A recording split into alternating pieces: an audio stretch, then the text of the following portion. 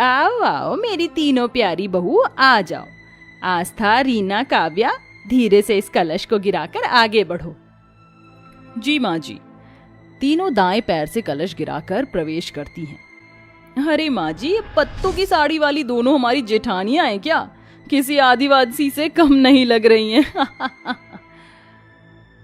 मुझे तो लग रहा था कि किसी जंगल से भाग कर आई हैं।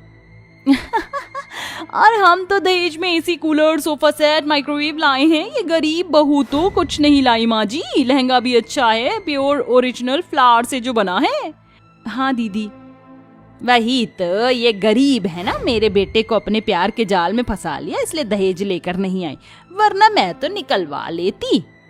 माँ, अपने समाज के लिए हमारी दोबारा शादी कर दी है तो गृह प्रवेश भी कर दीजिए। इन गरीबों का मैं गृह प्रवेश करूं? बिल्कुल नहीं। माँ जी, आशीर्वाद ही दे दीजिए।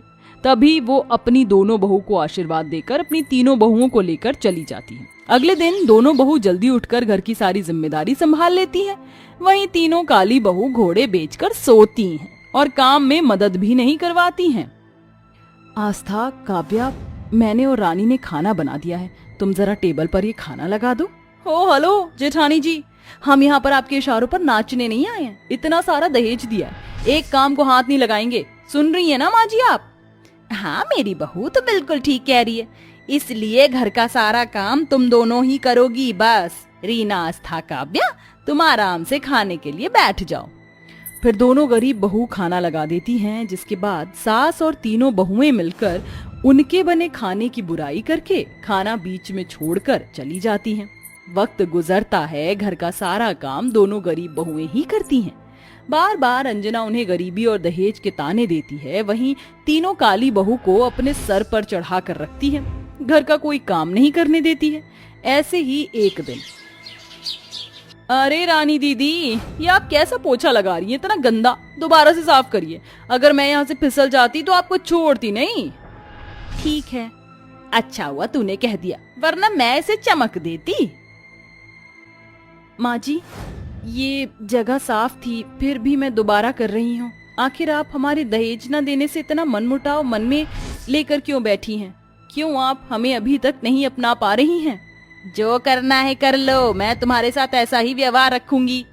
अपनी बहू को सुनाकर अंजना फिर चली जाती है।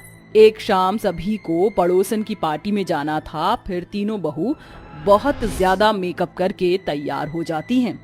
अरे वाह, आज मेरी तीनों बहुएं इतनी अच्छी लग रही कि क्या बताऊं। तुमने तो इन दोनों को भी फेल कर दिया है ना माँ जी? हम तीनों गोरे लग रहे ना? आखिर इतना अच्छा मेकअप जो किया है। अब चलिए। हम भी तैयार हो गए माँ जी। चलो, आ गई मुंह उठाकर।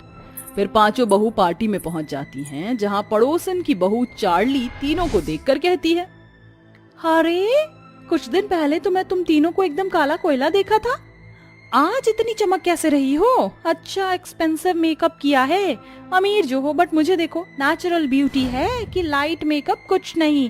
तो अपनी जेठानियों को ही देख लो, तुमसे ज्यादा सुंदर लगती है। लिमिट में बात करो। हाँ, हम अमीर हैं तो मेकअप भी वैसा ही करेंगे। Any problem? क्या है ना, तुम जैसे गरीबों के बस की बात नहीं है तो लाइट मेकअप ही करोगे। उसके बावजूद भी तुम हम तीनों बहनों से काली लग रही हो। वही तो।